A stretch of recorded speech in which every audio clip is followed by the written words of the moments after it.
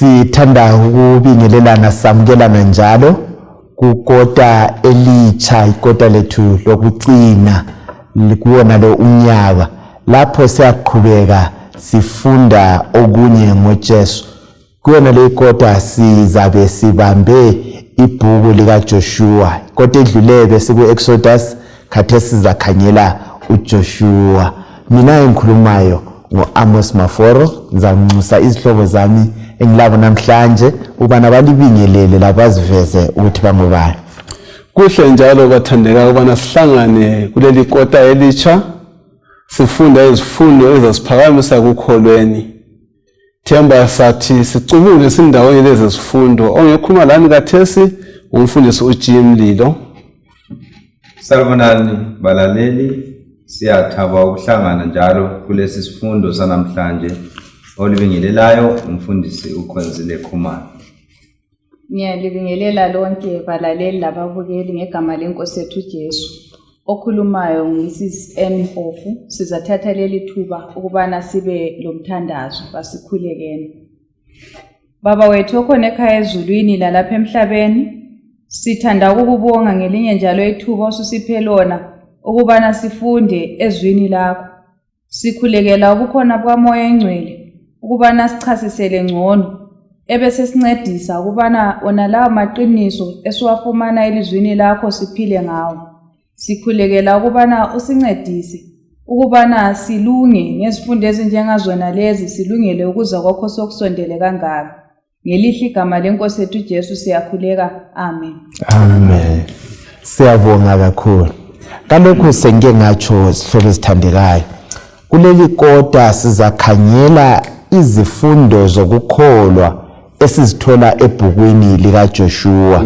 Sikhangele kabanzi indaba yamathuba esibili esiwatholayo kubhuku lika Joshua. Kumbe sisendlala lapha leli bhuku, uJoshua vele ungubani? Kuyini okuqukethwe lilona leli bhuku lika Joshua? Ngizawuthinta oqwethu libhuku lika Joshua esizangena kukho kuleli kota. Okokuqala namhlanje sizakhangela kakhulu kulesi sifundo, sizakhangela kakhulu inguquko ebakhona ukutshintshana kobuthungameli uma kusuka uMoses kungena uJoshua.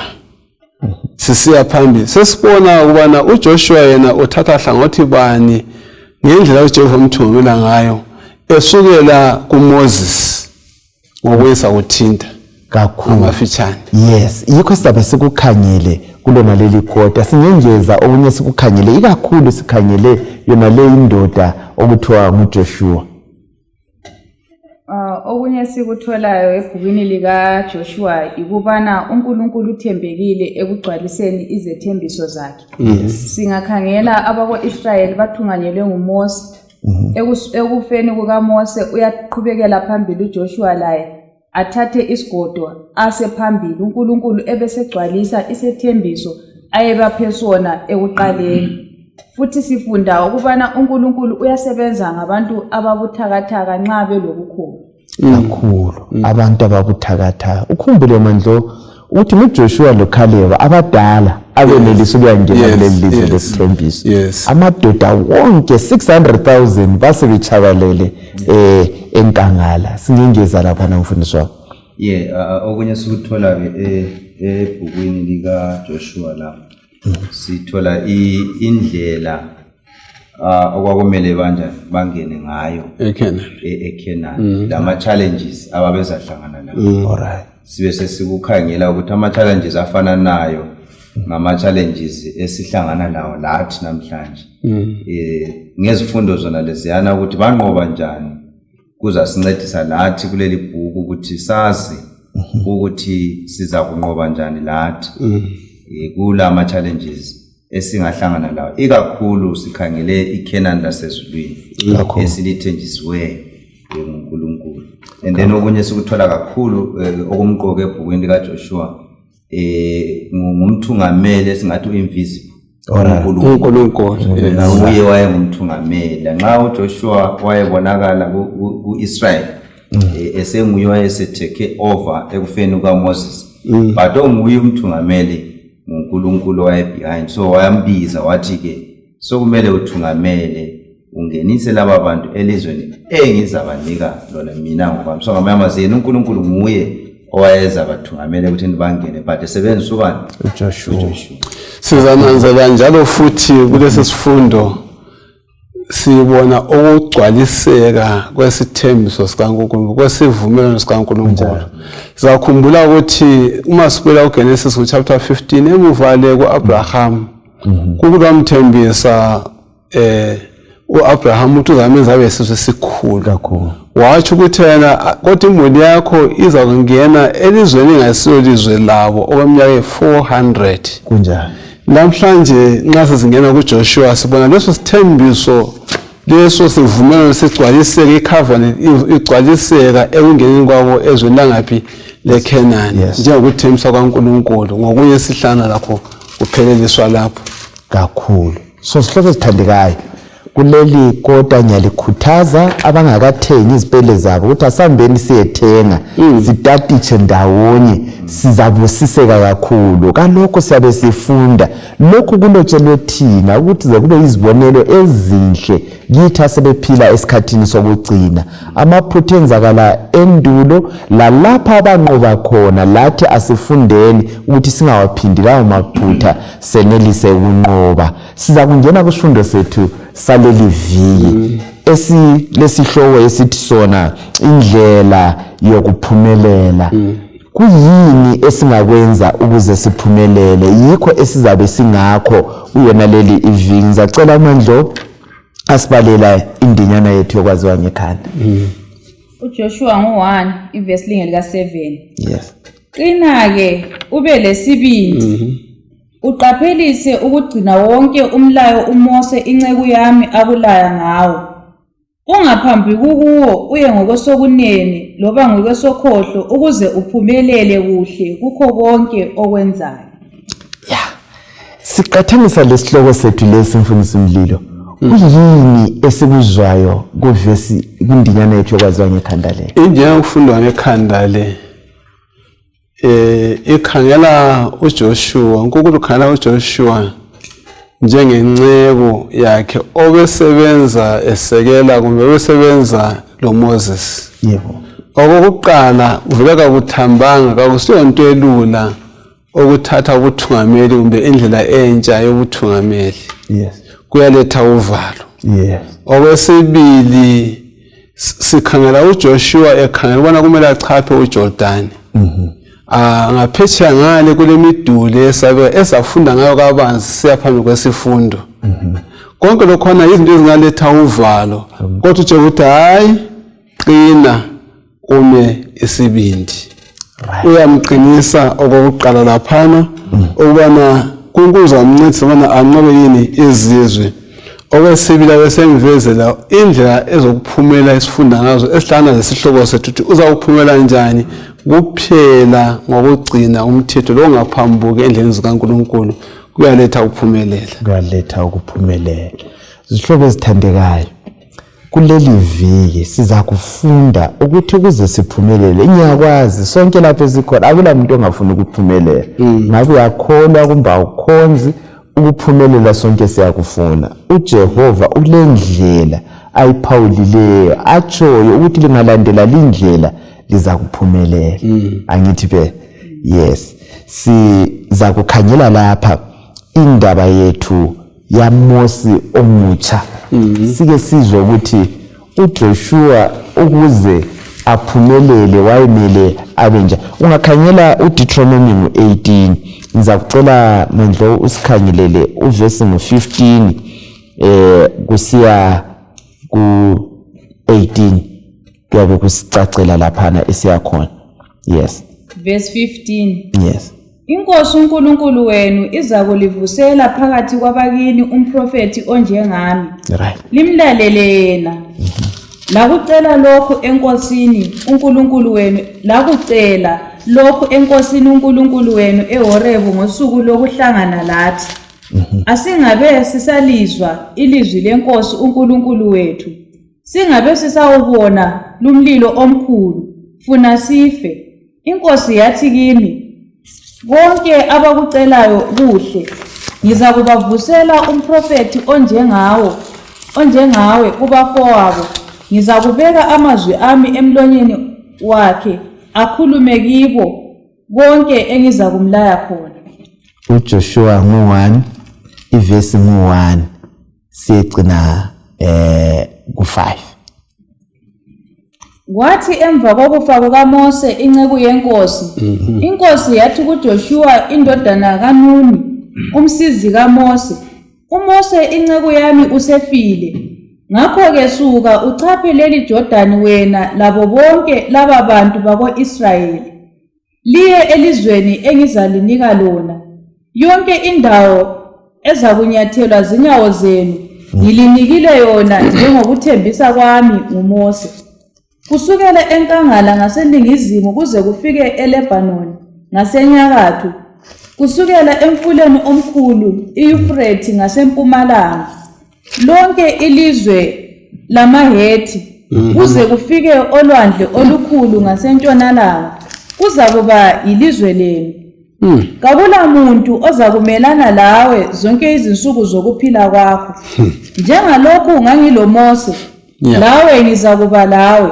Kangisoze ngikulahle, kangisoze ngikuchiye. Yes, ngamakhasi ngabala sesefika ku9. Kulamaqiniso amaningi esiwatholayo. Kuqakatheke kanganani ukuthi ibhuku leli lika Joshua lithi liqalise ngokubuyela muva likhulume ngoMose ngalokho kwakwenzakala, kumbe izithembiso ezazinikezwe uMose lalokho kwakuza kwenzakala phambili.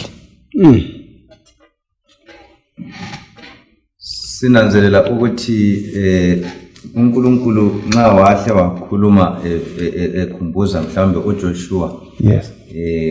ngoMoses njengokuthi ube inceku yakhe, ubehamba njani, umlimo ufisa lapha ukuthi amqinise uJoshua ngoba nguye ke oseza uthatha ke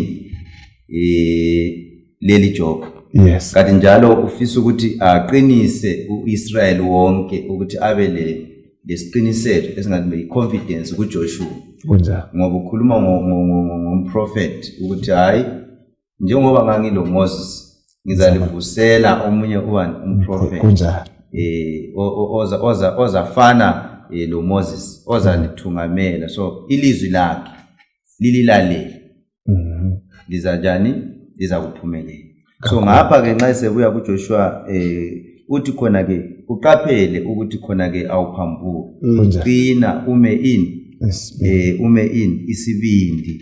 So engutholakala lapha uNkulunkulu wayefisa ukuthi aqinise indoda le ezathungamele uJoshua, at the same time anike ithemba uIsrael lanxa uMoses esefile ukhona uNkulunkulu asembonile oza njani ozathungamela.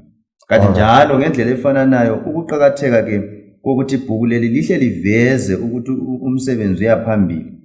Kuveza ukuthi khona ke lanxa uMoses efile uthumo lokuthi bayongena ezweni umlimo ayebathembise lona ilizwe labokhokho babo ayisikuthi uthumo lona laso lufile. Lokho liqhubeka ngoba uMoses wayesefile yebo kodwa uthumo luyaphambili. Alright. Kusisiza ngani lokho ikakhulu nxa sikhangela abathungameli bethu, sikhangele lothumo, isithunywa lothunywa, singakuqathanisa ngayiphi ukuthi sifundana lapha esokhangele kakhulu njalo esechilo okakhumalo. Yes. Ngokubizwa kaJoshua sinanzela into yokuqala vele ukuthi ubuthungameli bonke ngoNkulunkulu obufakayo. uJoshua la wabizwa ngoNkulunkulu.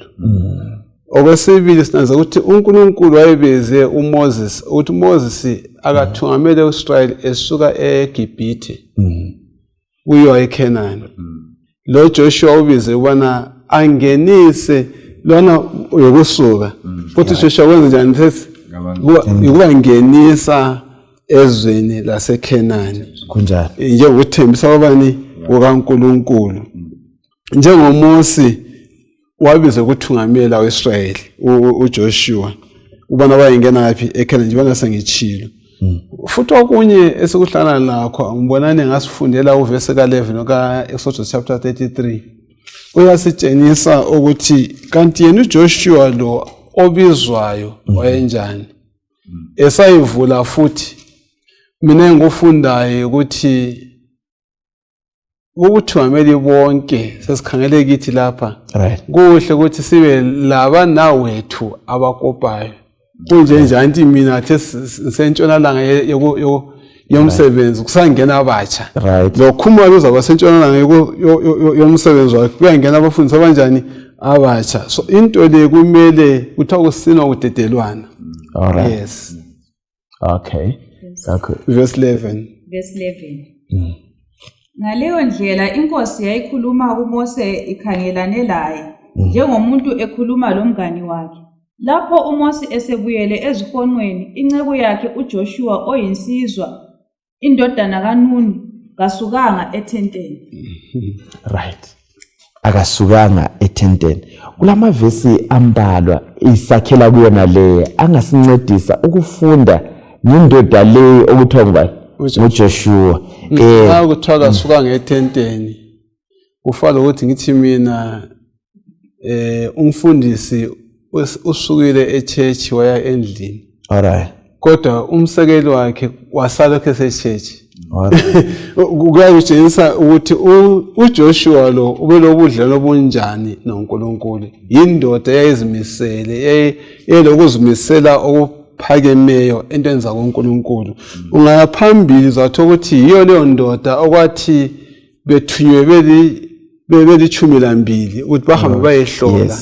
Kodwa yena wema loKhalebu babili bamelana labo bonke abasebengene ithwethwe basebengene luqhuqho kodwa bema eqinisweni. uJoshua indoda eyahle yakhomba ukuthi ingumthungameli evini uNkulunkulu engakambizi ubuthungameli lokho. Siyabonga. Indoda elobuthungameli angazi ukuthi sitholani ikakhulu ngendoda le kulama verse Numbers ngu14 verse ngu6 asayikwabala lo verse ngu30 lo 38 lo Numbers 27 verse ngu18 lo Numbers 32 verse 2 akhuluma ngoJoshua siyabona Deuteronomy 31:23 ukuthi indoda enja seke wathinta lapha na umfundisi ukuthi uJoshua indoda eyayizimisele emsebenzini kaBaba. Indoda eyayilesibindi eyayimela iqiniso kuyini okunye esikufundayo laphana ngoJoshua esingakukopa lathi kusizukulwane sakhathesi njengabathungameli. Verse 27 lapha verse 18 yes ukhuluma ngokuthi le ndoda yayilomoya wobukhokheli kunjani so nginanzelela ukuthi uNkulunkulu wayekwazi ababezadlula kikho phambili ngoba ukungena bathathe ilizwe uNkulunkulu ayebathembise lona kwakuyiprocess. So kwakumele ukuthi khona ba-act lapho ngokukholwa. So kwakuzadinga ke indoda elobukhokheli kakhulu elomoya wobukhokheli okuthatha ukuthi khona kwakumele ukuthi khona abe lesineke at the same time abe lesibindi. Nxa sekuhlangana lama challenges ukuthi khathesi sokumele kungene kunqotshwe akwazi ukuthi uNkulunkulu uthe ilizwe ngilinikile ngenani linjani lilithathe kakhulu. Yes, umuntu othobela intando kaJehova sithunganyelwe nguJehova okwathinta indaba ye-mentorship lakhathesi sihlobo esithandeka emabandleni yethu kubadala bebandla emadikonini kubafundisi asibeni labantu esibancedisayo ukuthi babe ngabathungameli njengathi kumbe babe ngcono kulathi suhlakulele wona lo moya ukuncedisana emsebenzini kaMlimi kungaswelakali uthungameli. Mina ngikhathekiswe ilokho okukhulunywa ngokhumalo kaThesi. Yes. Uthi lo moya wokuthungameli. Yes. Ngingabuya kuTestament elitsha ngifunda ispiritual gift. Alright. Ukuthi wayelesipho sakomoya esokuthungameli. uNkulunkulu usebenzisa abantu ngendlela abaphe ngabo izipho ngokuye sokutholayo. LakaThesi emabandleni uma singasebenza ngezipho zethu ibandla lingachapha amaJordan amaningi kakhulu.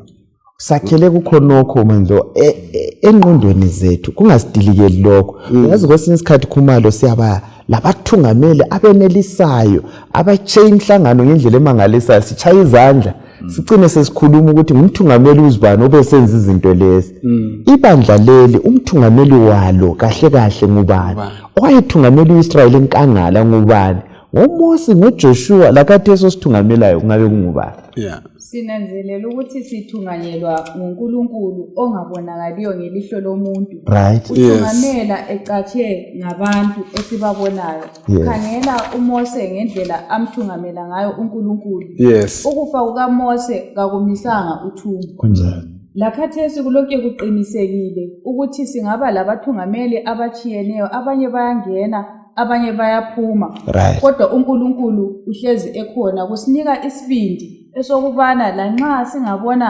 abathungameli bethu belala uNkulunkulu uyabe lokho ekhona lapho okumele siyefika khona sizafika ngokukhona kakhulu anti yabona ukutsho uMandlo ikho kanye ukuthi nxa sesikhala incwadi kaJoshua sithola ubana uNkulunkulu ukhuluma kumbe incwadi kaJoshua ibetha ngoMose njengomthungameli iziphinde kachumi ibesebetha kane ngoJoshua kodwa sobala nxa usiya phambili uMandlo sehle watsho ukuthi ovele nguye ongumthungameli ngubani uNkulunkulu ngoba indlela yonke lokho indlela eyodwa okuveza ukuthi umthungameli munye uNkulunkulu kakhulu Joshua singakadluli khona sithola ukuthi uJoshua yayindoda elokukholwa yayindoda esingathi khathesi yayimela amaqiniso angajayelekanga singabuyela emuva ngale simthola kunguye loCaleb beletha ireport eyayehlukene kulabanye abantu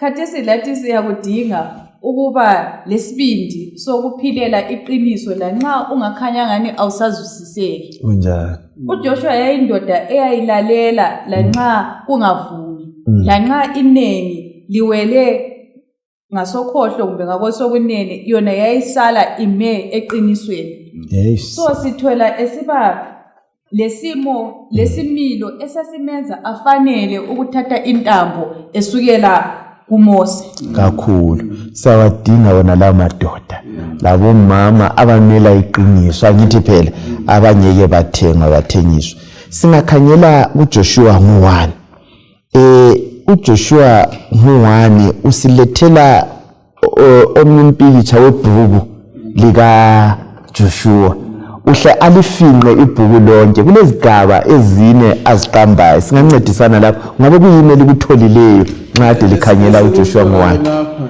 ukuthi uJoshua ubezele ukufeza izinto ezithize njengoba sithi sathena uMose wenza yakhe ingxenye uJoshua senze kwenza yakhe ingxenye kulento ezithize omele zenziwe uJoshua okokuqala ukuchapha uJordan uMose wachapha olwandle lubomvu laba bantu abatsha awasebesiyangena eKenani abangayisiwo wachapha olwandle lubomvu abazangena kuyabo inkambo yokuchapha uJordan futhi nxa wayezamchapha uJordan kwamele amchaphe engachapheki ukwenza ukuthi babone ukuthi abachaphanga ngamandla abo uNkulunkulu bachaphisile nxa besifunda siyathisikhava ukuthi yena ukuhlala kwabo okweminyaka engu40 besenhlane kwenza izinto zaqasibana sifuna ukudelela uNkulunkulu kanti zazimkhupha uNkulunkulu kaIsrayeli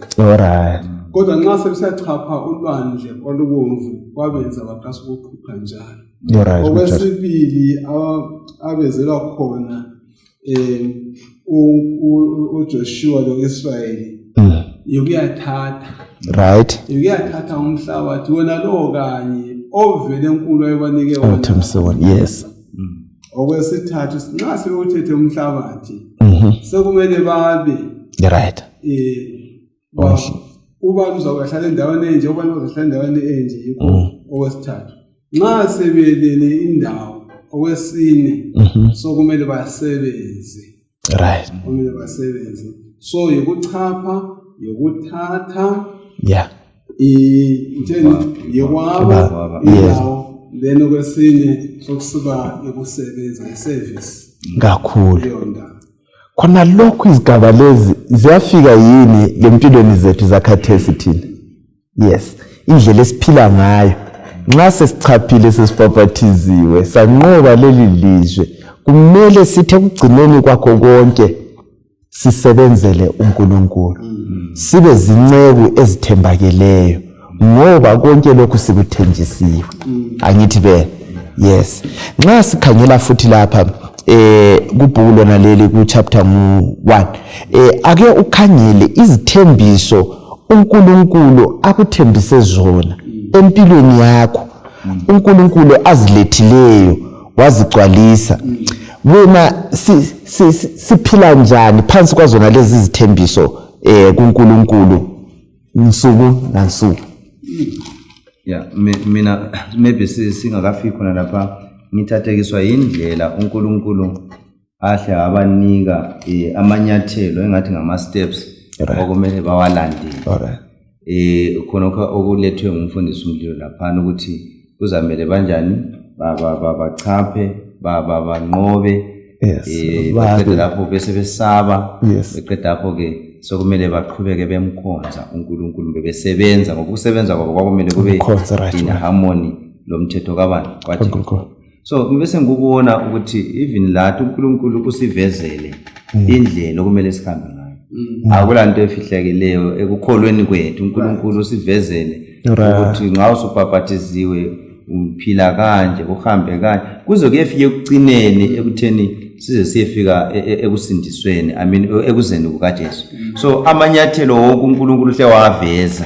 So sokuthatha ukuthi thina sivume ukulandela yena uThixo le guidance yakhe ngoba kulanto efihlakeleyo even empilweni yomKristu yonke into ifakiwe ukuthi abangcwele bazaphila njani baze bayefika ngapi eJerusalem elenjani elitsha. So ukuze sefika lapho kulamanyathelo okumele siwalandele sihamba noThixo sikhula nsuku zonke sifunda okunengi size siyefika khona lapho kakhulu. Njalo kumbuzo obuzileyo kuthatha ukukholwa ukuphila ngesithembiso sikaNkulunkulu. Right. Yinto eqhakatheke kakhulu bana sikholwe usethilo ngamanyathelo kumele siwathathe.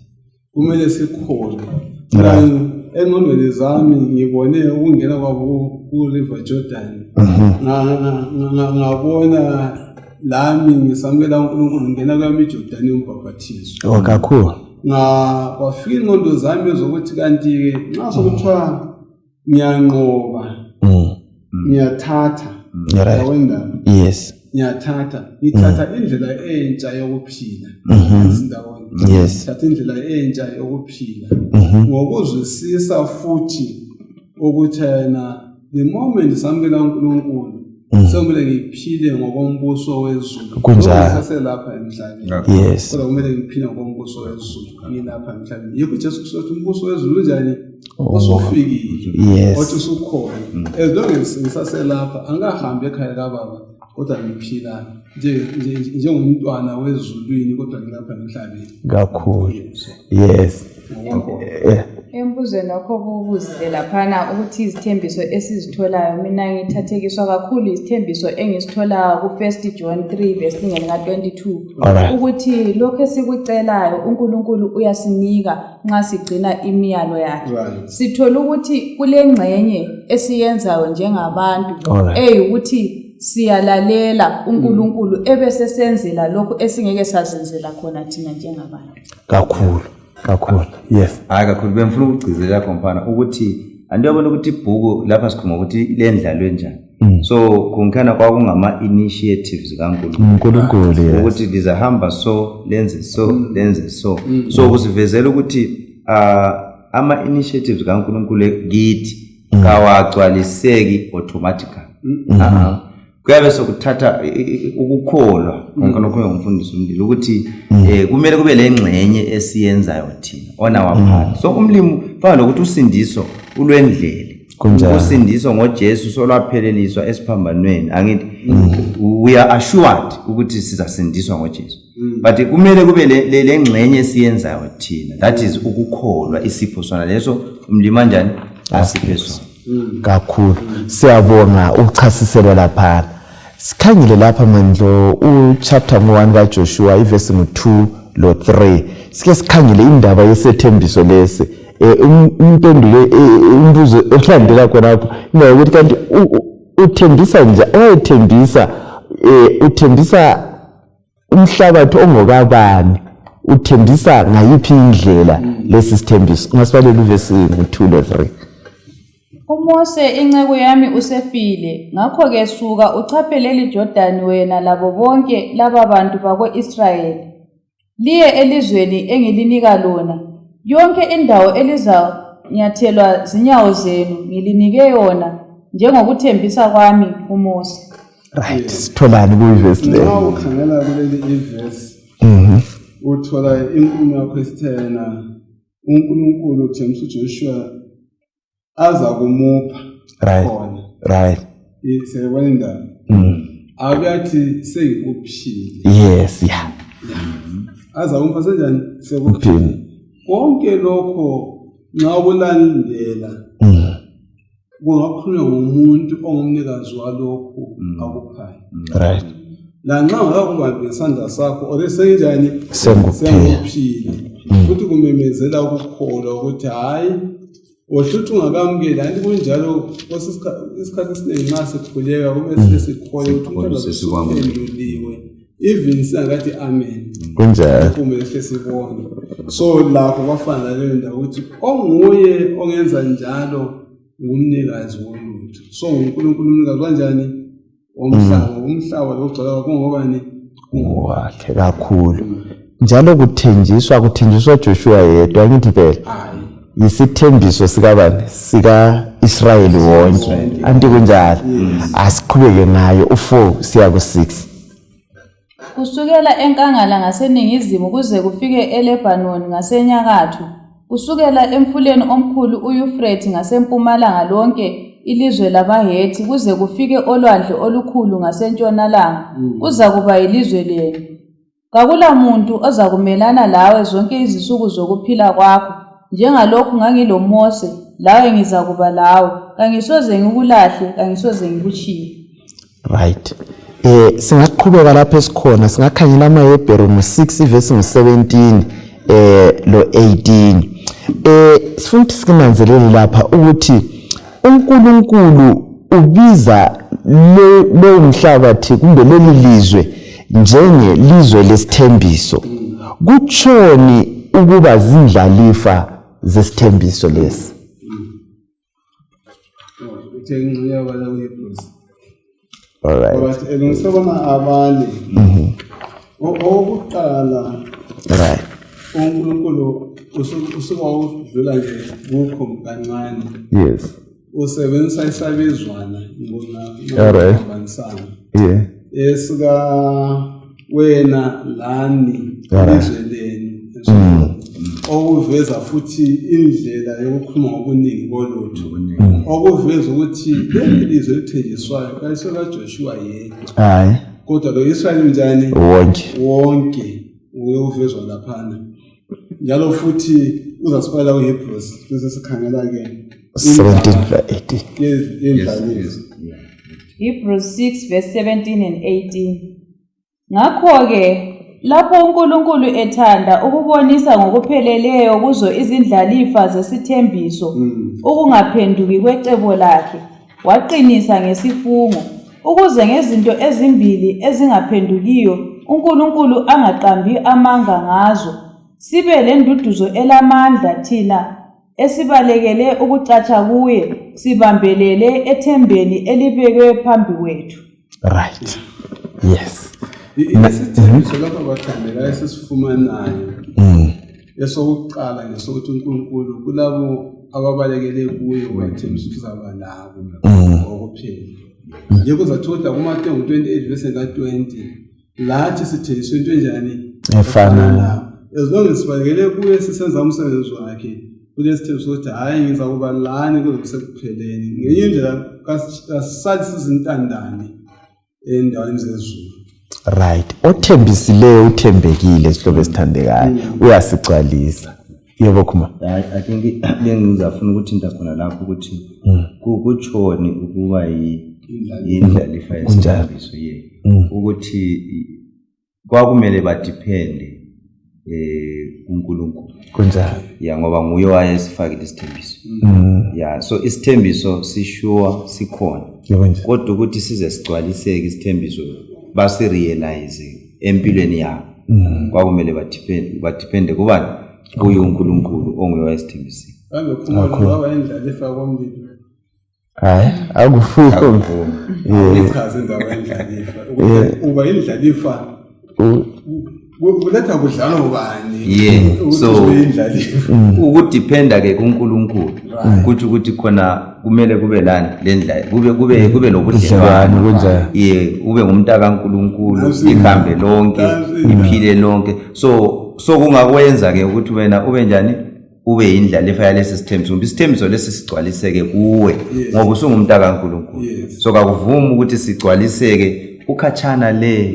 ungelabo lobudlelwano lalo uNkulunkulu othembisileyo so ikwenza ngokuchasisa so awubi indlalifa ungazalwanga kuyena leyo muntu angithi phela singabantwana zalwa koNkulunkulu kakhulu wawatshela lokho zeNikodimo ukuthi kumele uzale ngobuhle kakhulu so babukeni sesitshela ukuthi yena bonke abakhula kuNkulunkulu wabenza wabiza kwathiwa amadoda kakhulu asibeni lathi asikudingeni ukuthi sizalwe kuona lo umbuso sihlobo zami ukuze sibe zindlalifa ngoba uthi umhlaba nokugcwala kwawo kungokwakhe sikhangele lapha uverse ngo7 kusiya ku9 sikuJoshua chapter 1 khona pha Qina-ke ube lesibindi uqaphelise ukugcina wonke umlayo uMose inceku yami akulaya ngawo ungaphambuki kuwo uye ngakwesokunene loba ngakwesokukhohlwa ukuze uphumelele kuhle kukho konke okwenzayo. Umlayo okulincwadi ungasuke emlonyeni wakho uzacabanga ngawo emini lebusuku ukuba uqaphelise ukwenza konke okulotshiweyo ukuze ukhule uphumelele kukho konke okwenzayo. Kangikulayanga na ngathi qina ume isibindi ungesabi utshaywe luvalo ngoba inkosi uNkulunkulu wakho ilawe kuyo yonke indawo lapho oya khona. Kungani uNkulunkulu eyifithizela indaba leyo yokuqina alokho iphinda kwaze kube kabili kuJoshua ukuthi umele aqine abe lesibindi uyifithizela phose kathathu uverse 6 uverse 7 la kuverse 9 uverse 9 azathi angitshoni ngathi ngithenjani qina babathandekayo kwangasiyo into elula ukuthi uthathe ubuthungameli usuka kuqhawe enjengoMoses oyekhona loNkulunkulu bekhangelele njalo owenza into eziningi kakhulu njalo futhi nxa uMoses eselele lapho bengakachathi uJordani kwangasonto lokuthi ngizawuchapha njani uJordani lapha imiduli yeJerikho yayimiduli yayimgoqo ekungeneni eKhenani kunjalo yayiletha uqhuqho ukuthi ngizayithini imiduli engaka ongelama imitshina kumbe izikhali zesikhathi esilazo namhlanje zazingachitha imiduliyana kunjalo namhlanje kulama misala ehlukeneyo akwazi ukudiliza chithize konke lokhona okuningi kodwa bona wawungekho konke lokhwana njalo futhi abantu babebaningi abaseKhenani bona lehlekwana labantu benjalo futhi laba abantu baseKhenani babefunde ngezinto bezazi bejwayelane nezinto kunjalo enohamba labantwana abazali benhlani ya abangaziyo impi bawudinga ubana aqiniswe uNkulunkulu ayizayiphinde kathathu ukuthi qina ume isibindi indaba yokuqina ume isibindi uzamenzame isibindi isithembiso sisiphiwa laphana ukuthi hayi ngizakuba lawe kakhulu likhumbule uJoshua ukuqula walathi lingenile eKhenani besahlola lapha awuneyi lapha lithi nathi sinjengentethe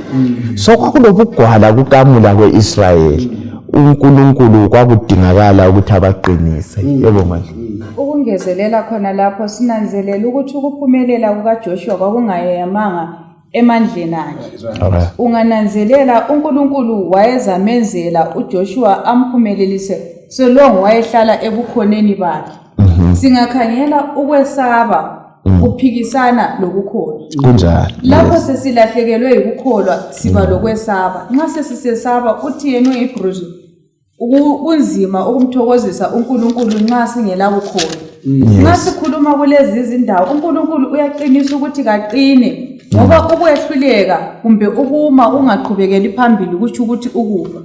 Kuyafanana lakhathesi uNkulunkulu ukwenzile konke wendlala thina okwethu ukuthi sime isibindi senze lokho okumele sikwenze khethekile ukuthi umumo unjani sihambe ngokukholwa hathi ngokubona kakhulu. Yeah, okunye why uNkulunkulu wafitizela ngokuthi aqine ame isibindi. Ukuqina kwakudingakala ukuze ahlale ethembekile kuTorah. Ahlale ethembekile emthethweni kaThixo. Ngoba yiwo owawubadefina njengo-Israyeli. Yiwo futhi owawudefina i-covenant yabo noThixo. So the moment ehluleka ukuqina, the moment esehluleka kuba lesibindi, kuba courageous, kwakuza kwenza ukuthi egcine sebephambuka kuzimiso zomthetho.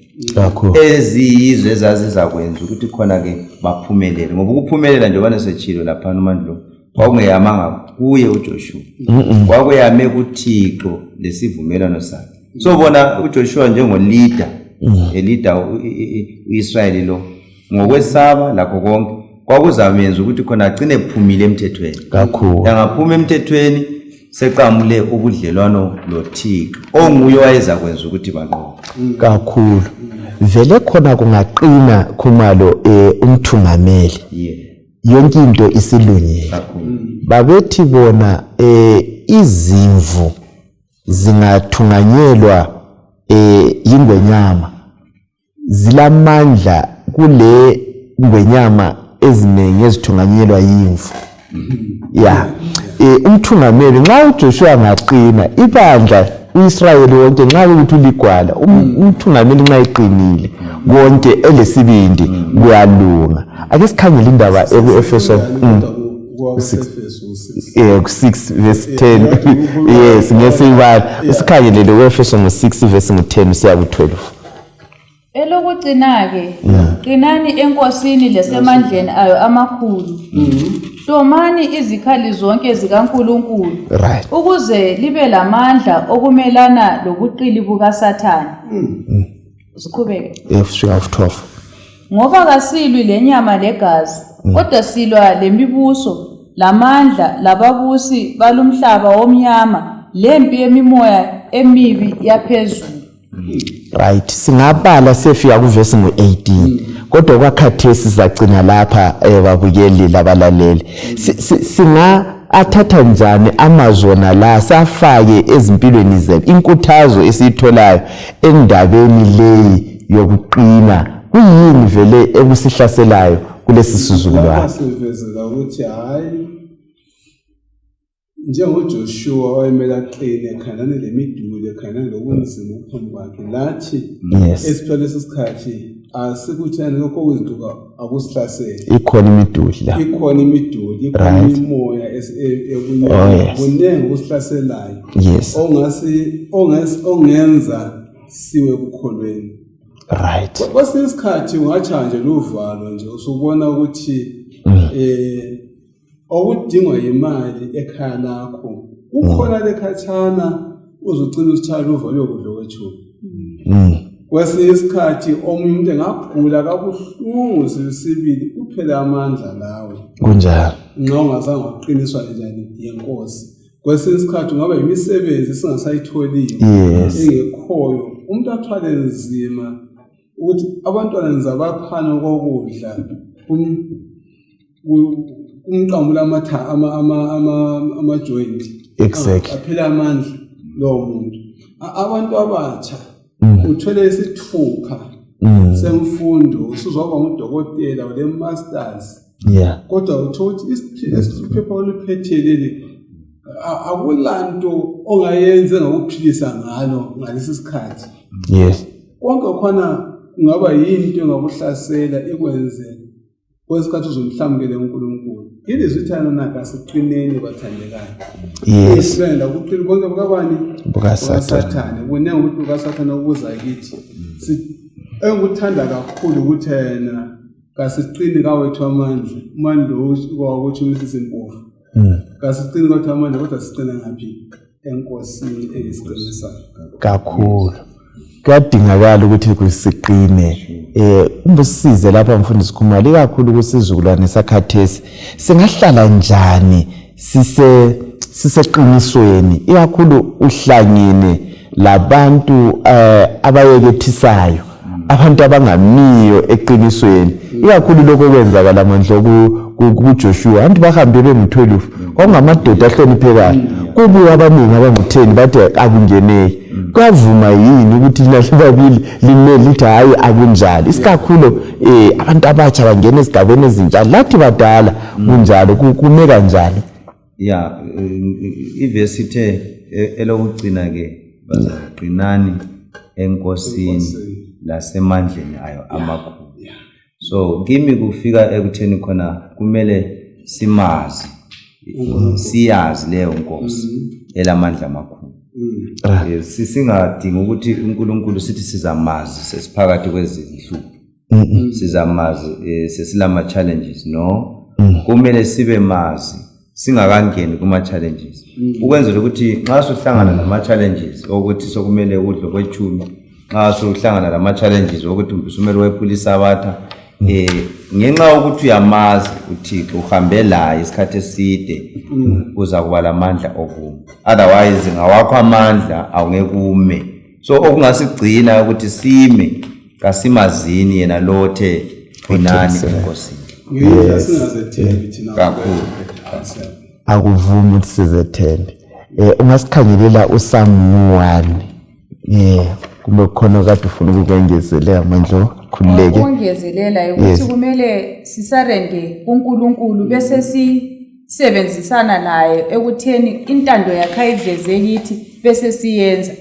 singasarenda kuNkulunkulu ukuthi konke obunye kuba ngaphansi kwakhe uNkulunkulu ebesegabhela izimpilo zethu kuba lula yes uMakhubo ngo1 ivesi ngeka1 kusiyafika ku3 yes ubusisiwe umuntu ongahambi ngezeluleko zababi ongalaleli izeluleko zezoni ongahlaliyo labaklolodayo kodwa okuthokoza kwakhe kusemlayeni wenkosi unakana ngomlayo wayo emini lebusuku unjengesihlahla esihlanyelwe ngasemfuleni yamanzi esithela isithelo saso ngesikhathi saso esimahlamvu aso kawabuni kukho konke akwenzayo uyaphumelela yes ngaba la uGenesis 24 verse 40 ngemakhaya lapho lo Isaiah 53 verse 10 uJoshua 1 verse 7 to 9 sesibalile kumbe kuyendlale lapha mfundisi Khumalo ngeke ngilethe kwelo ngokweBhayibheli nxa sikhuluma umuntu okuthiwa uphumelele umuntu onjani siyabona nxa sikhangela amavesi lawa maybe sizithola two aspects lapha uIsaiah 53 verse 10 ukhuluma ngoJesu athi khona kwakuyintando kaNkulunkulu ukuthi amchoboze lokumenza ahlupheke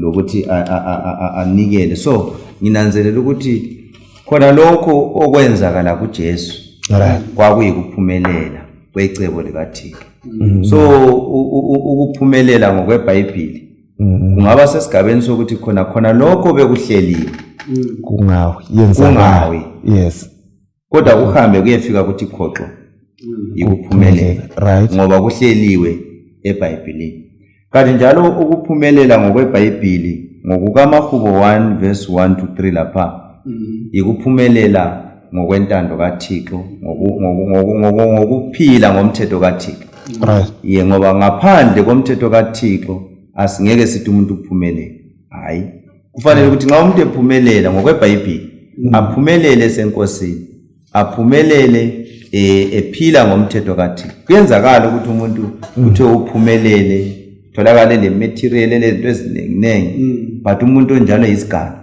right umuntu onjalo ebulala abantu esenza irobbery abe lezimoto lana sasikuzwe ko South Africa ngeke sithi uphumelele lwana umuntu ngaphumelela kakhulu ingqondo yethu kaningi ukukhangela impahla into ezibambekayo angithi phela yebo mfundiswa hayi usechilo okhumalo ukuthi ukuphumela kwakuyi ngomnotho right ngemoto ezibhabhula amaveli right ngemali ezisakwe emabhenki ngokweBhayibheli usechilo ukuthi number 1 ukuphumelela ungaphambuki emthethweni kaNkulunkulu right kwesokudla kubesenjani okwesibili nxa ukhala encwadini kaJoshua ithena yokungasoli umthethweni kaNkulunkulu yokugcina ilizwi lakhe right yokugcina ini ilizwi lakhe ungagcina ilizwi lakhe konke okulotshwe kulo leli lizwi ilizwi leli olotshwe leli lizwi lokuphumelela kodwa ungaphambuka okulotshwe leli lizwi konke okwenzayo ola kuphumelela kuhle ngaphumela material kodwa asozuphumelele usiyangaphi right so bantu abatsha asiqapheleni ngikutsho lokho ngoba ngibona yini elisengozini ukuthi nxa sidinga ukuphumelela kuganyiwe abantu bentizizilayo phandle la lathi badala asiqapheleni sibuye sihlale ezinyaweni zenkosi sizabe siyakuphumelela singakhangela mandlo uRoma ngo3 ivesi ngo31 sike sikhangele ukuthi le ivesi ichoni budlelwano bani obukule ulivesi lokugcinwa komthetho lokukholwa ngakho ke siyawenza umlayo ube yize ngokukholwa na phinde kodwa siyawuqinisa umlayo right sithola kulivesi kuthweni khona lokho kakhulu umlayo lomthetho kuhamba ndawonye right akukho okulahla okunye umlayo ngokwawo uyasikhomba umlayo lo wasisindisa kodwa usikhomba kuJesu Kristu onguye nguye Jesu sikhonjwa kuye according to uGalatia 3:24 umlayo usikhomba kuJesu Kristu kakhulu nguye ongasilethela usindiso kakhulu umlayo uyangitshela ukuthi lesi isono right nxa sengibone isono sengidinga umsindisi so umlayo usungisa kumsindisi kakhulu yes so akuvumi ukuthi sithi uphumelele ungelawo umlayo umuntu ophumeleleyo ngogcina umlayo manje ukungezelela khona lapha sithola ukuthi ukukholwa kwethu kuyavela ngokugcina imlayo kunjalo so konke lokhu kuhamba ngokubili akula okumele kusale okunye uhambe kodwa ungagijimisa ukukholwa kodwa kuba lenkinga ugijimisa umlayo wodwa kuba lenkinga kakhulu ihlobo zami ake sibuqaphele khona lokho empilweni yethu yokukholwa so lokho zenini uSamu yes sikhuluma ngokuthena kodwa ukuthokoza kwakhe exactly awungeke wathokoza ngaphandle komndeni angithi phela bangaba lempahla ukuthi into engikhumalo kodwa abathokoza abanakuthula sake sizizwe indaba lapho ukuthi akulalwa yo hayi ngibona ngani sebekuthintile ukuthi ukukholwa kumbe umusa siyasibona abantu abaningi nje engasebeqinisa umusa bethi hayi okomlayo kuseceleni hayi ukukholwa kuthungamele kulaleleni nxa uthiwa uyakholwa kumbe umusa should lead you to obedience and obedience ulalela umlayo kabani kaNkulunkulu so umlayo lokukholwa uhamba ndawonye akwehlukani akukho okunye so kumele kuhambe ndawonye kakhulu kuyavuma yini ukuthi uzigcinele umlayo wona lo esikhuluma ngawo ngawethu amandla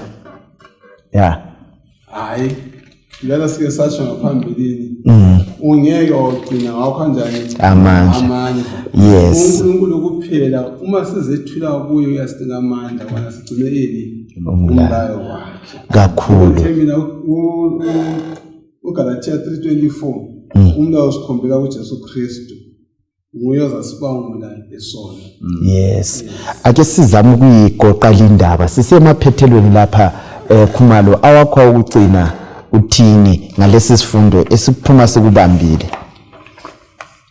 Mina engingakuthi kubalaleli lababukeli nxa sikhangela kakhulu ibhuku lika Joshua liyasivezela ukuthi indaba iqala ngoThixo izaphetha ngoThixo, ukuthi sifanele ukuthi sifunde kakhulu izifundo zokukholwa lokumethemba obani uNkulunkulu, ukuthi even lathi khathesi usindiso lwethu kumele sikwazi ukuthi silweyamisa kubani kuNkulunkulu, ngoba sinanzela ukuthi kuJoshua lapha ukuphumelela kwabo kwakweyame ekutheni bona bagxile kubani kuNkulunkulu, kwakungekho emandleni abo, kwakusemandleni kabani kaNkulunkulu, badepende kuye. So lathi kusindiso lwethu kumele sazi ukuthi kaluveli ngawethu amandla ngokwenza kwethu, kodwa usindiso lweyeme kubani kuJesu kuphela. So kumele sale sixhume kuye, sale sikhangele kuye uJesu, yikho lapho sizathola khona usindiso lupheleleyo. Kakhulu manje Mina engunanzeleleyo balaleli lababukeli ukubana uNkulunkulu ukwenze kwabalula ukuthi asivezele indlela esingaphumelela ngayo. Ngiyayibona abantu bethwala nzima, abanye siyasizwe ukuthi balamazwani befuna ukuphumelela, kodwa kathesi sithola esikuthola esifundweni ukuthi ukuhlala emlayweni kaNkulunkulu kusenza siphumelele. Kule ngxenye esidlalayo njengabantu eyikukholwa lokulalela uNkulunkulu ebesesiyamkelisa izithembiso zakhe nxa sihambisana ngokwezwi lakhe. Mfundisi Mlilo, awakho ukugcina usivalele ukugcina ngoverse 9 kwama kaJoshua esikade sifunda ngaye Joshua chapter 1. Yes. Lapho athi angulayanga yini na, ngathi qina ume esibindi ongethoyi njalo ungalahli ithemba ngoba uThixo uNkulunkulu wakho uzakuba nawe loba kungaphi lapho oya khona. Bathandekayo, asiqineni sime esibindi, isithembiso siqinisekile uJehova uzoba lathi laphathi kobunzima ungakanani esingahlangana labo empilweni. Ngizanxusa abana sigobela amakhanda sesikhulekele. Baba wethu othandekayo osezulwini lapha emhlabeni, siyakubonga Nkosi ngokusivezela lokho ezakuthi sikufunde ikota lonke emaqondana lokuyangena eKhenani kukaJoshua, osikhumbuza ngeKhenani lasezulwini. Sigcine Nkosi sikholiwe, sigcine Nkosi siqinile ukukholwa kwethu siyengena kwelethu iKhenani egameni lakho yakhuleka. Amen. Amen.